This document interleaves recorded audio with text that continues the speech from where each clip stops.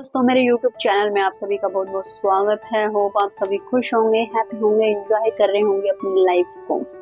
दोस्तों, आज बताने जा रहे हैं एक ऐसी चीज जो विचारों पर आधारित है। विचार जो हर इंसान के दिमाग में सुबह से शाम तक चलते रहते हैं। आप सभी नोटिस करते होंगे कि हमारे दिमाग में सुबह से शाम तक इतने विचार आते हैं, इतने विचार आते हैं, और विचार ना जाने और रुकने या थमने का नाम उनका होता ही नहीं है। ऐसा रीजन क्यों है कि ऐसे विचार क्यों आ रहे हैं हमें बार बार बार बार?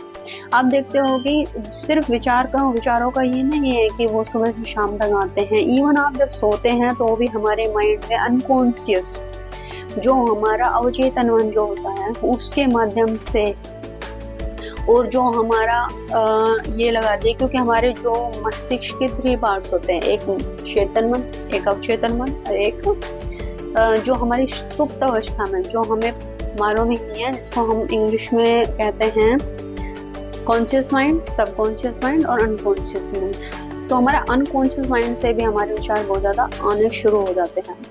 और विचार ऐसे ही नहीं होते हैं कि ये आपकी जिंदगी का एक पार्ट होते हैं, और इस जिंदगी का नहीं, वो पिछले जिंदगियों से भी कनेक्टेड होते हैं। लेकिन जाने अनजाने में हम उन चीजों को जान ही नहीं पाते हैं कि हमारे मस्तिष्क में इतने विचार क्यों आते हैं। और मस्तिष्क में विचार आने की सबसे बड़ी प्रॉब्लम ये है कि हम अपने ही नहीं, हम दूसरे के दिमाग को भी समझना आसान हमारे लिए होता है। जब हमारे मस्तिष्क में विचार आते हैं तो हम दोस हम अपने विचारों को तो समझते समझते हैं, लेकिन हम दूसरे के विचारों को भी समझना शुरू कर देते हैं। आपने कभी देखा होगा कि कई बार हमें ऐसे लोग मिलते हैं या हमारे घर में ही होते हैं कि हम उनके बिना बोले भी हम बहुत सारी चीजें समझ जाते हैं कि इनके मन मस्तिष्क में क्या चल रहा है। क्योंकि जो हमारा विचार होते हैं वो मस्तिष्क का एक पार्ट होते हैं, जैसे आईना होता है।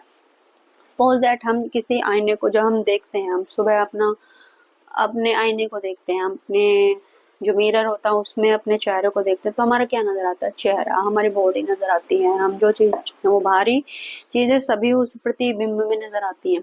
लेकिन होता क्या है कि जो हमारा मस्तिष्क होता है वो हमारे विचारों का आईना होता है, और उसमें हमें एक स्पष्टता मिलती रहती है कि किस तरीके का विचार हमारे मस्तिष्क में चलता रहता है। कभी बार आप नेगेटिव हो तो नेगेटिव विचार आपके माइंड में बहुत ज्यादा आते रहेंगे, दूसरे प्रति द्वेष आता रहेगा, आप परेशान होते रहेंगे, आप हर्टेड रहेंगे, आपको ये लगेगा कि इसका कुछ ना कुछ कर दो, कुछ ऐसा हो जाए इसके साथ। तो ऐसे बहुत सारे विचार हमारे माइंड में चलते रहते हैं।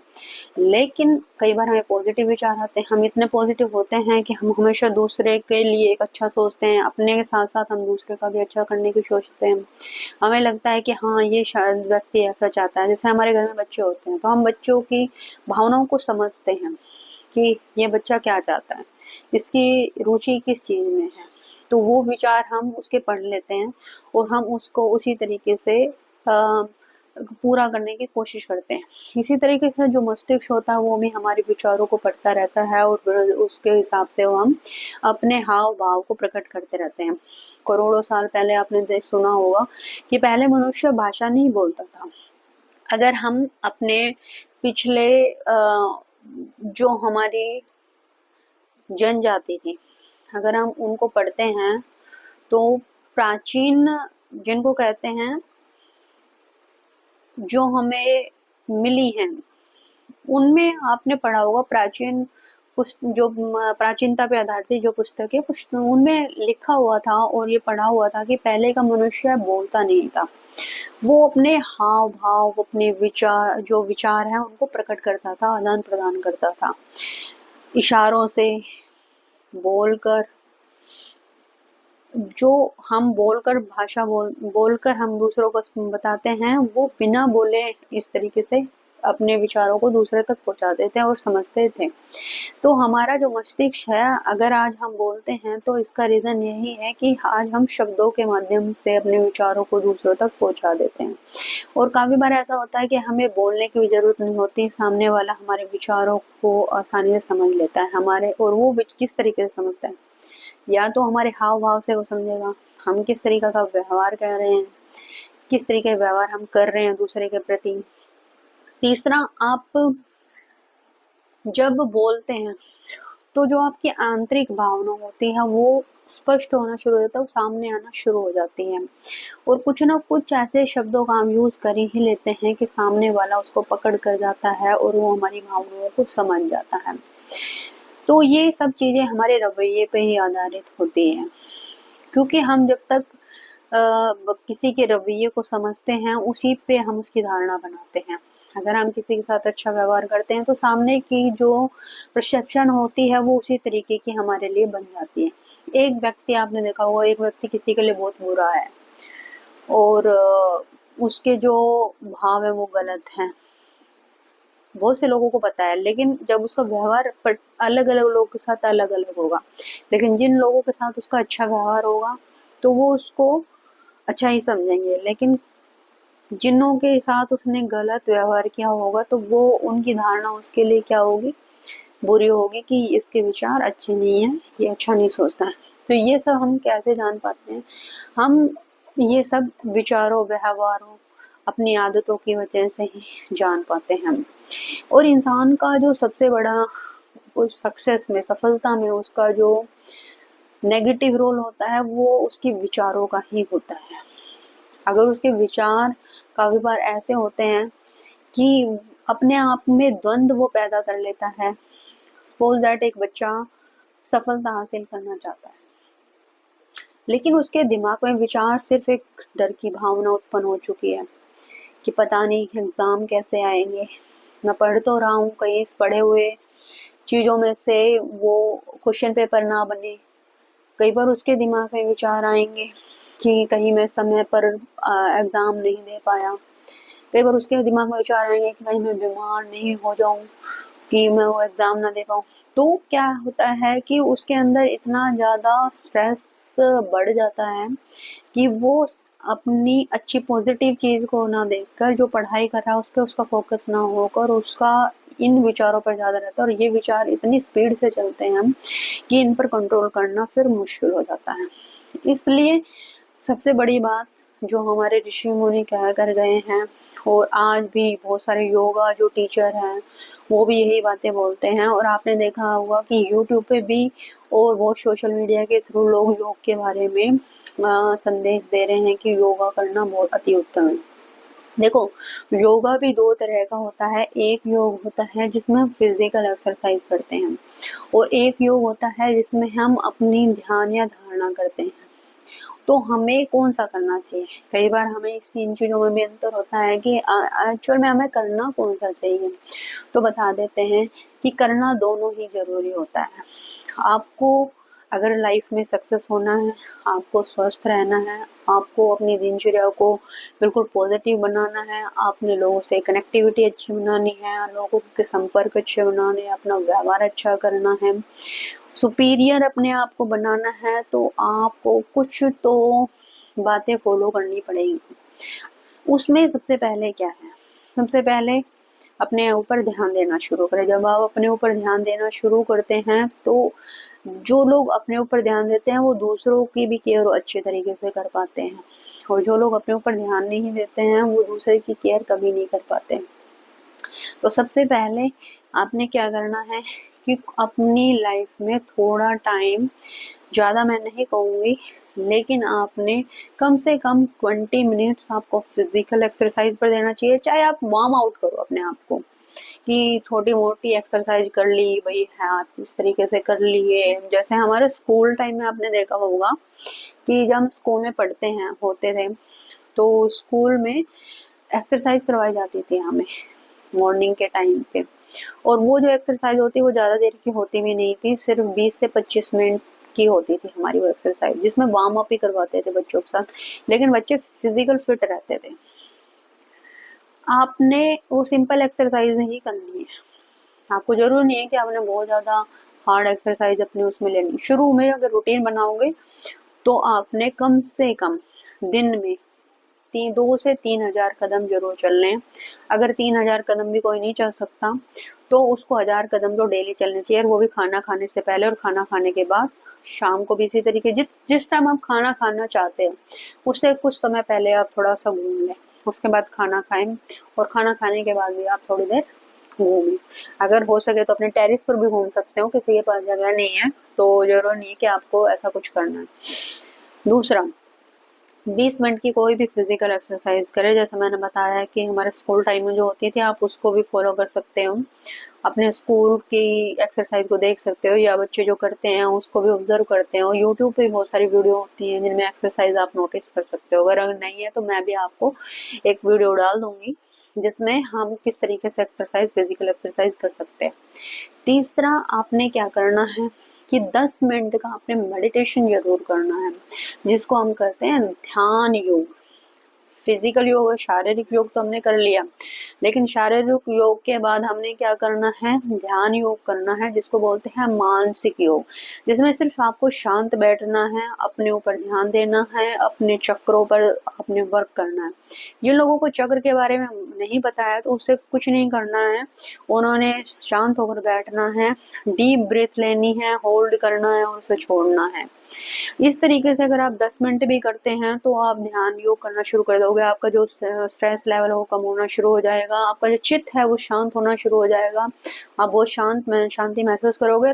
वो जो विचार हमारे लाइफ में चलते रहते हैं इर्द गिर्द, क्योंकि हमारे दिमाग में भूत और भविष्य के दोनों के ही विचार चलते हैं। भूतकाल इन द सेंस जो पास्ट की, हम बहुत ज्यादा सोच सोच के दुखी होते रहते हैं।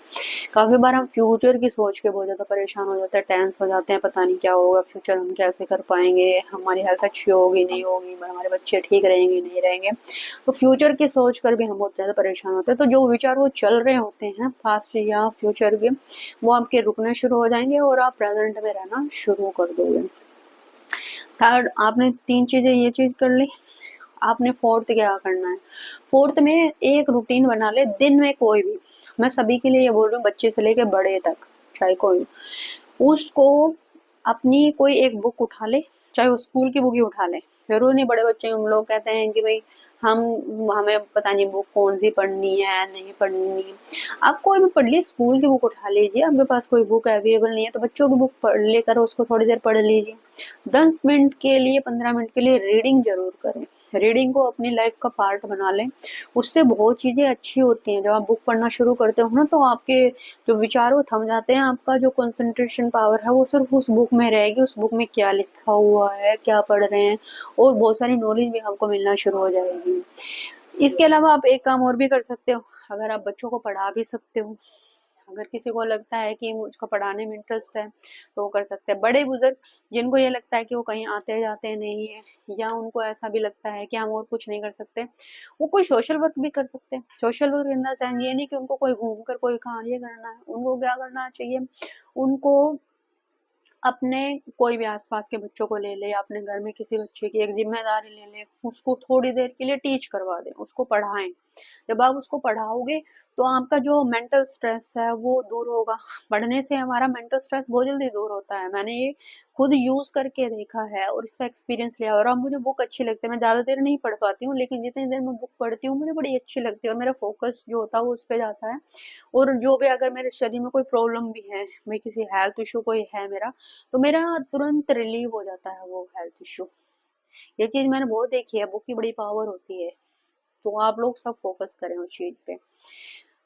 अब 4 चीजें मैंने बता दी, 5वीं मैं आपको बताना चाहूंगी। 5वीं के लिए आपको क्या करना है, खाना पीने पर अपना थोड़ा सा विशेष ध्यान रखें। थोड़ा सुबह जब आप व्यायाम कर लें, शारीरिक ये सब चीजें कर लें, तो कुछ लोगों को ये मिथ भी होता है कि हम सुबह का एक्सरसाइज करें शाम को। मेरे हिसाब से आपको दोनों टाइम करनी चाहिए। सुबह भी आपको आधा घंटा अपने आप को देना चाहिए और शाम को भी आपको आधा घंटा जरूर देना चाहिए सोने से पहले।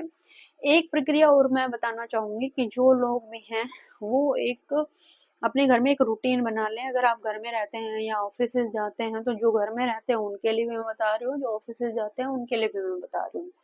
आप जो 5वें नंबर पे आपने जो फोकस करना है वो करना खाने के ऊपर। आपको खाना अपना सही बिल्कुल पौष्टिक रखना है।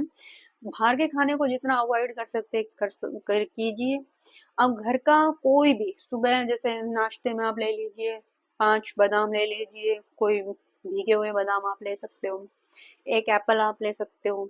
और सीजनल फूड देखो, बहुत सारे लोग बताते हैं कि उनको इतना महंगा महंगा फूड खाओ, ये खाओ, वो वाला फ्रूट्स लो, और वो डिब्बे के फ्रूट जो 300 रुपए के आते हैं, हर कोई अफोर्ड नहीं कर सकता उस चीज को। तो आपने क्या करना है, जितने भी सीजनल फूड है और जो सस्ते फूड है, सस्ते फूड में कौन सा आता है हमारा बनाना। बनाना का रेट ज्यादा नहीं होगा, आपको कभी 100 अबव नहीं मिलेगा, 100 से नीचे ही मिलेगा आपको बनाना का रेट। 2 बनाना जरूर खाएं, वो आपके एनर्जी लेवल को बढ़ाएगा। 5 बादाम जरूर खाएं, 1 किलो लाकर रख लें, कोई अफोर्ड नहीं कर सकता 2 बादाम जरूर खाएं छील के उसको, ठीक है। दूसरा आपने खीरे, सीजन आप जैसे गर्मी का सीजन है तो खीरे बहुत चलते हैं, तो खीरे जरूर खाएं अपना। सुबह कहते हैं खीरा जो होता है वो मॉर्निंग में अगर खाते हैं तो खीरा हीरा होता है, दोपहर में अगर खाते हैं आप तो खीरा एक सलाद की तरह, एक पौष्टिक आहार की तरह आपका काम करेंगे, लेकिन रात को आपने खीरा नहीं इंटेक करना है। तीस तीसरा आपने जब जो अपनी खाना आपने खाना है, पराठे वराठे थोड़े कम कर दें, कभी इच्छा हो तो लो, नहीं तो जितना स्किप कर सकते हो उतना स्किप करो उस चीज को, कभी कभी लो। और कभी भी बाहर के फूड को जितना अवॉइड कर सको उतना अवॉइड करो। आपके पांचवा चीज ये हो गई, खाने पे अपने विशेष ध्यान रखना है। छठा नंबर होता है कि आपको, बहुत से लोग कहते हैं कि हमें वेट एक्चुअल में रखना कितना अपना वेट, क्योंकि लोगों को वेट के बारे में भी ज्यादा नॉलेज नहीं है कि हमारा वेट एक्चुअल में हमारी हाइट के हिसाब से कितना होना चाहिए। तो इसके लिए मैं आपको बताना चाहूंगी कि जो आपका वेट होना चाहिए ना, जो आपकी हाइट है, आपकी हाइट में आप ये लगा लीजिए, जो भी आपकी हाइट है उसमें आप 10 प्लस कर दीजिए, ठीक है। उतना वेट आपका होना चाहिए। मान ली सपोज दैट किसी का 5 फुट है, 5 फुट की है हाइट, तो उसमें 10 आप ऐड करोगे, तो ये 10 ऐड करोगे तो ये नहीं, उसका मतलब क्या हो जाएगा आपका, 5 में एक 1 पॉइंट आपने जीरो रखना है, तो आपका कितना वेट होना चाहिए, 60 वेट होना चाहिए एक हिसाब से आपका। इस तरीके से काउंट कर लेना अपने वेट को, और वो ही आपका एक्चुअल वेट है, वही आइडियल वेट होता है। अब 7 नंबर पे क्या करना है, 7 नंबर पे अपना कोई भी रूटीन बनाइए, थोड़ा एक मुट्ठी कोई भी किसी भी तरीके के, जो भी चावल हो गए, मूंग की दाल हो गई, 7 जो हमारे अनाज होते हैं, वो 7 टाइम के जो अनाज होते हैं, मुट्ठी भर पक्षियों को डालना जरूर शुरू करें। आपको कोई भारी भरकम काम नहीं बताया जा रहा है। अपने नजदीकी जितने पशु हैं, आपके गाय है तो गाय की रोटी जरूर दें। अपना जो गौशाला हो गई हमारी, या ऐसा कोई भी, आपने देखा होगा कि जो डॉग डॉग की केयर करते हैं, पशुओं की केयर करते हैं, वहां पर थोड़ी सी चैरिटी जरूर करें, अपनी इनकम का थोड़ा सा चैरिटी जरूर करें हर महीने। तो आपके कर्म जो कहते हैं ना ग्रह दोष होते हैं, वो ग्रह दोष तो वैसे ही कट जाएंगे आपके, अगर आप कर्मास ये वाले कर्म आप फॉलो करते हैं तो। क्योंकि जब आप अपनी बॉडी को रखो तो आपके अंदर डिसिप्लिन आना शुरू हो जाएगा, और डिसिप्लिन आएगा तो एक रूटीन मेंटेन होगा, और आपको एक आदत बन जाएगी कि मुझे ये सब करना ही करना है। और जब आपकी जैसे जैसे आपकी हेल्थ अच्छी होगी ना, तो आपको और ज्यादा एनर्जी मिलेगी, और आप लोगों को भी मोटिवेट कर पाओगे, जैसे मैं करती हूँ मोटिवेट लोगों को। और मैंने ये सब चीजें एक्सपीरियंस ली है, मैं विदाउट एक्सपीरियंस कोई चीजें बताती नहीं हूँ किसी को भी, इसलिए मेरी वीडियो थोड़ा सा लेट लेट भी आती है, क्योंकि ये सब मेरे एक्सपीरियंस पे ही आधारित है। तो जितने भी लोग हैं आज अपन, और मैं 9 नंबर पे, अब मेरे 7 नंबर कवर हो गए, 8 नंबर पे भी मैंने शायद बताया पक्षियों के लिए।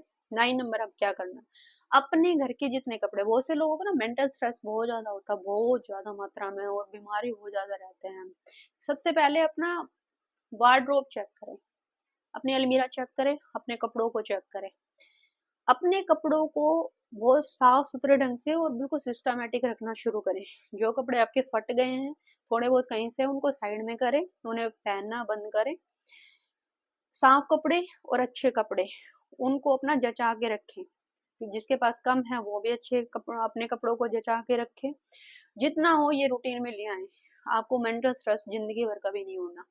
ये ध्यान रखना। जो अपने कपड़ों की केयर बहुत अच्छे ढंग से रखता है, बिल्कुल अपनी वार्डरोब को सजा के रखता है, अपने कपड़ों को, अपनी चीजों को प्रॉपर ढंग से रखता है अपने घर के अंदर, दूसरे पे डिपेंड नहीं रहता है, अपनी प्रॉपर चीजों को लाकर ध्यान से रखना और ध्यान से ही सुबह अपना पहन के जाना, तो उससे एक तो आपको रूटीन बन जाएगा, घर के लोगों को भी अच्छे लगोगे, आपकी वाइफ, आपके हस्बैंड, इनको भी बहुत अच्छा लगेगा, और आपका खुद का आप खुद महसूस करोगे कि एक पॉजिटिव माइंड मेरा होता जा रहा है। तो कपड़ों पे विशेष ध्यान रखें। कोई भी कपड़ा अगर गंदा कपड़ा है तो उसको अपने किसी उसमें रखें, मशीन के अंदर डाल दें या किसी बाल्टी के अंदर डाल के रखें, उसे ऐसे फर्श पे नहीं डालना। बहुत से लोग फर्श पे डाल के रखते हैं, वो वॉशरूम की जो फर्श होती है उस पर डाल देते हैं, साइड में एक कोने में सजा देते हैं उसको कि जब धुलेंगे जब इसको ले लेंगे। नहीं, ऐसा कभी नहीं करना। नाली के ऊपर कोई भी बाल्टी आपने नहीं रखनी है, और खासकर जो कपड़ों से भरी हुई बाल्टी होती है, क्योंकि जो नाली होती है वो राहु होता है, और जो आपके कपड़े होते हैं वो शुक्र होता है। तो अगर आप बाल्टी के जो कपड़े हैं उस पे रखोगे तो आपका शुक्र खराब होगा और आपकी बुद्धि खराब होगी, क्योंकि राहु अपने वश में करेगा आपकी बुद्धि को। इसीलिए बहुत से लोगों को कहते हैं कि राहु दोष है, राहु दोष है। राहु दोष कुछ नहीं होता, क्योंकि हम अपनी चीजों पर ध्यान नहीं दे रहे हैं, इसलिए राहु हमें उस चीज का रिजल्ट दे रहा है। क्योंकि हर जो प्लेनेट है ना, वो आपको डिसिप्लिन सिखाता है। कोई भी प्लेनेट बुरा नहीं होता, प्लेनेट बड़े अच्छे होते हैं। हम उनसे बहुत इनकम कमा कर सकते हैं, बहुत पैसा हम कमा सकते हैं, बस हम अपने जो रूटीन है उसको अगर अच्छे तरीके से फॉलो करें तो हम बहुत कुछ ऐसी चीजें होती हैं कि अपने घर को हम बहुत एक सुंदर और अपनी लाइफ स्टाइल को एक सुंदर आईना दे सकते हैं, सुंदर रूटीन दे सकते हैं, अपने आप को सुंदर प्रेजेंट कर सकते हैं। आज बहुत सारी बातें हुई। थैंक यू सो मच, आपने इतने अच्छे ढंग से मुझे सुना। वीडियो में जो भी लोग नए हैं वीडियो को सब्सक्राइब जरूर करें, और जिन्होंने सब्सक्राइब किए कर रखा है तो अपने डियर डियर को शेयर जरूर करें। ये बड़ी इंफॉर्मेशन है। अगर आप चाहते हो आपके साथ साथ आपकी लोगों के जो आपके प्यारे संबंधी हैं उनकी भी जिंदगी ट्रांसफॉर्म हो, उनकी जिंदगी में सुख शांति आए, स्वास्थ्य अच्छा हो, तो मेरी वीडियो को जरूर वायरल करें। और फिर देखो, जितना अच्छा कार्य करोगे उतना रिजल्ट भी अच्छा मिलेगा। मिलते हैं नेक्स्ट वीडियो में, तब तक के लिए जय श्री राम।